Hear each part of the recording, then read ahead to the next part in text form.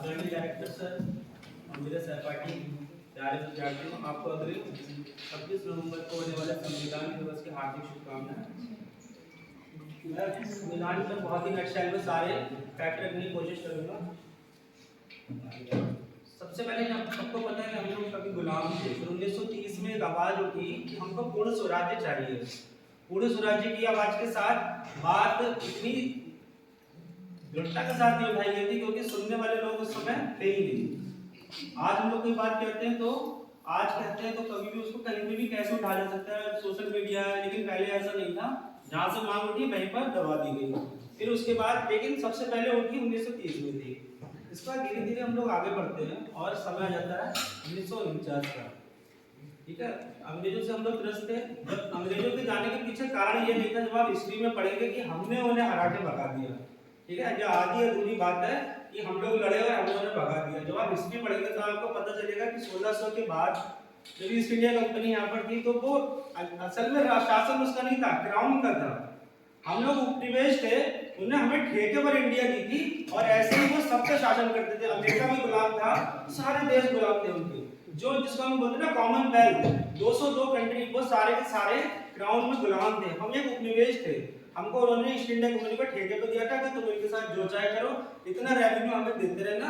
लेकिन उन्होंने क्राउन के साथ चोरी की और सारे का सारा रेवेन्यू खुद रखते थे, उनको नहीं देते थे। और उनको ये बात पता चली और उन्होंने सारे का सारा जो एडमिनिस्ट्रेशन का अपने हाथों में ले लिया। और यहाँ पर आने के बाद तब उनको सही दिक्कतों का पता चला क्योंकि वो सब कुछ खोखले हो चुके थे, विद्रोह भी हो गया था। तो सीधी बात ये नहीं है हमने उन्हें भगा दिया, कुछ और बचे भी थी वो छोड़ के गए।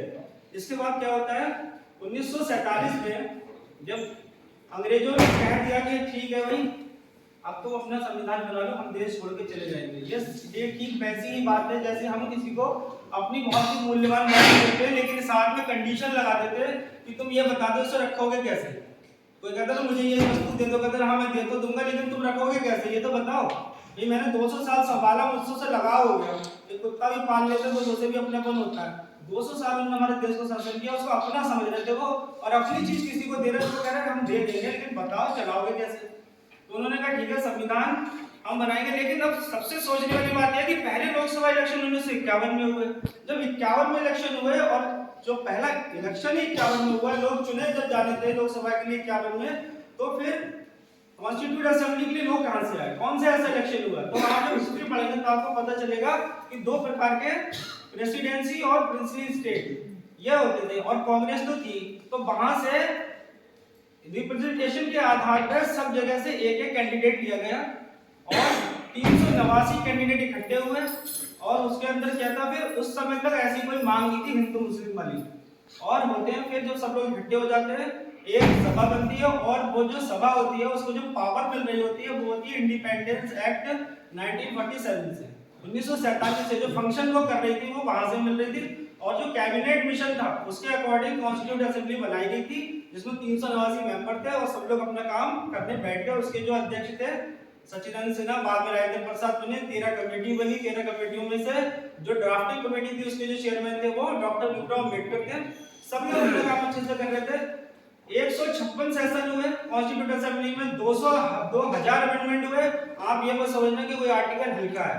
एक आर्टिकल इतना भारी आर्टिकल है, एक आर्टिकल पे कई कई दिनों तक चर्चा हुई है। 2000 अमेंडमेंट हुए, 156 सेशन के बाद ये फाइनल हुआ। और उसके बाद जब इलेक्शन में उन्होंने देखा कि हमारी जो सीटें जो निकल गई, जो रिजल्ट आया उसमें जो मुस्लिम लीग थी उसकी 73 सीटें थी। तो मुस्लिम लीग पहले तो जाने से मना कर रहा था, लेकिन जब बाद में उसको पता चला कि भले ही हम इनके साथ ना दें लेकिन अगर हम बैठेंगे नहीं वहां पर तो हमें पता कैसे चलेगा कि कोई बात हमारे फेवर की हो रही है या अगेंस्ट हो रही है। अगर मुझे बुराई भी सुननी है तो जाना तो पड़ेगा ना। वो लोग बैठ गए।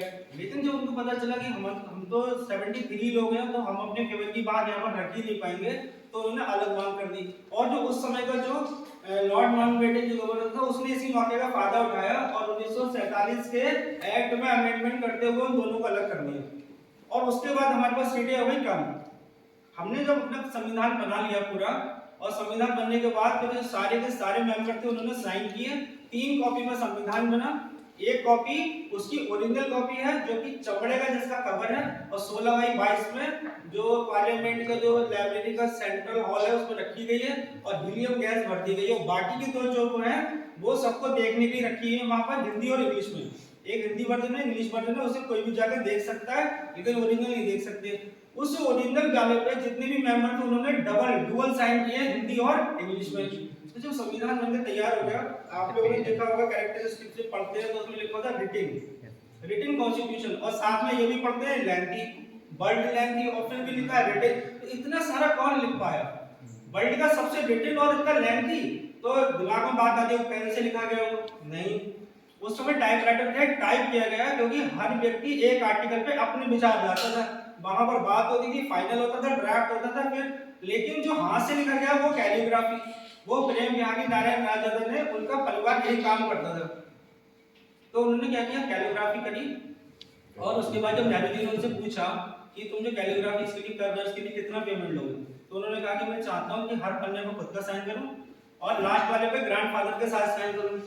उन्होंने उनकी बात नहीं मानी, तो पानी से तुमने देखा कि जो मूल संविधान था उसमें 22 भाग थे, 395 आर्टिकल थे, और जो शेड्यूल थे वो कितने थे, 8, लेकिन अपेंडिक्स नहीं था। जब बनके तैयार हुआ तब कितने हो गए, आज 448 आर्टिकल, 25 भाग, 12 शेड्यूल हो गए, और 5 अपेंडिक्स भी आ गए उसके अंदर। इतना सब बनने के बाद आज 115 अमेंडमेंट भी हो चुके हैं। तो इतना सब होने के बाद आपने देखा कि वो लेंथी है, ओरिजिनल वाले में छेड़छाड़ नहीं होती है, लेकिन बाकी कॉपी अगर कभी आप ओरिजिनल कॉन्स्टिट्यूशन देखोगे तो उसमें साइड में आपको देखोगे कि इधर एक हाशिया है बना हुआ ओरिजिनल वाले पे, तो जो अमेंडमेंट होते हैं वो उस हाशिए पर लिख दिए जाते हैं, क्योंकि उसके संग छेड़छाड़ तो कर नहीं सकते।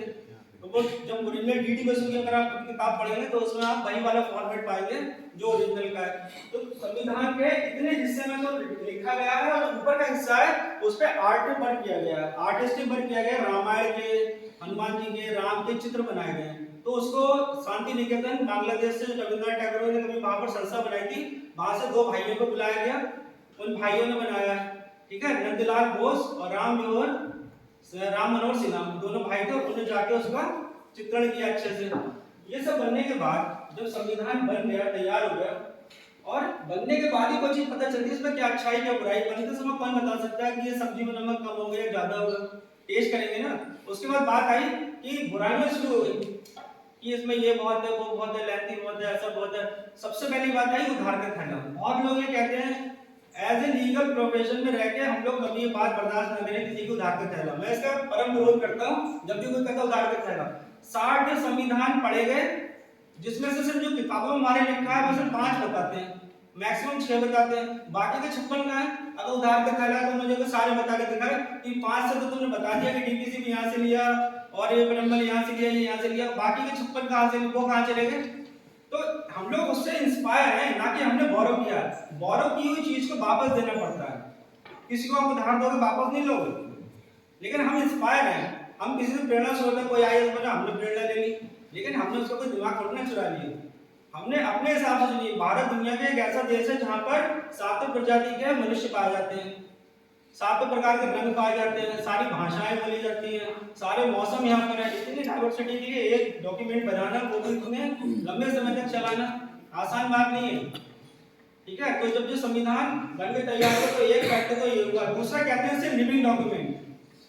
तो लिविंग क्यों कहते हैं? आपने देखा होगा कि हमारे शरीर के अंदर कुछ ऐसे ऑर्गन से लिविंग ऑर्गन बोलते हैं। अगर हम एक शरीर से निकाल के दूसरे शरीर में डालें तो कुछ समय तक वो जिंदा रहते हैं।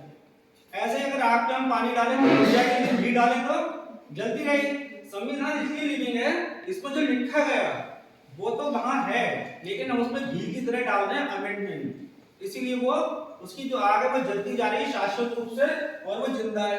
उसमें इतना स्कोप है कि हम उसके अंदर जो भी अमेंड करेंगे वो अपना समाहित कर लेता है। जैसे एक किडनी दूसरे में डालो तो वो लिविंग ऑर्गन उसको एडॉप्ट कर लेती है बॉडी को, ऐसे ही वो जिंदा रहता है व्यक्ति। इसके बाद आप देखेंगे कि संविधान शब्द क्यों चुना गया। और शब्द भी तो रख सकते थे, बायलॉ रख सकते थे, रूल रेगुलेशन की बुक रख सकते थे, है ना। कितने सारे ऐसे शब्द जो संविधान के समानार्थी हैं। कॉन्स्टिट्यूशन क्यों चुना गया?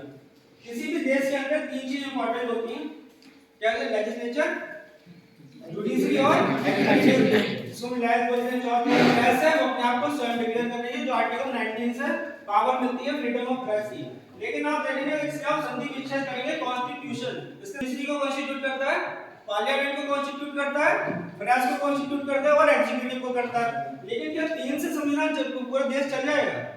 अब ये हायरार्की है, जो हायरार्की है उसके जो सीनियर है सबसे, सुप्रीम कोर्ट है, हाई कोर्ट है, लोअर कोर्ट है, नीचे और म्युनिसिपल कोर्ट है और जो भी रेवेन्यू कोर्ट है, एग्जीक्यूटिव है, उसके नीचे एडमिनिस्ट्रेटिव सर्विस है, फिर लोअर एडमिनिस्ट्रेटिव सबऑर्डिनेट सर्विसेज है, सारी सर्विसेज है।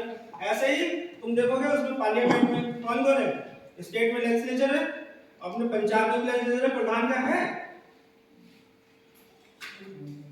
इसके बाद किसी भी अगर कोई व्यक्ति ये कहे कि मैं डॉक्टर हूँ या मैं इंजीनियर हूँ या मैं कॉन्ट्रैक्ट करना चाहता हूँ, मैं ये काम करता हूँ, मान लो कि नहीं, आप अगर डॉक्यूमेंट दिखाओ, अथेंटिसिटी दिखाओ।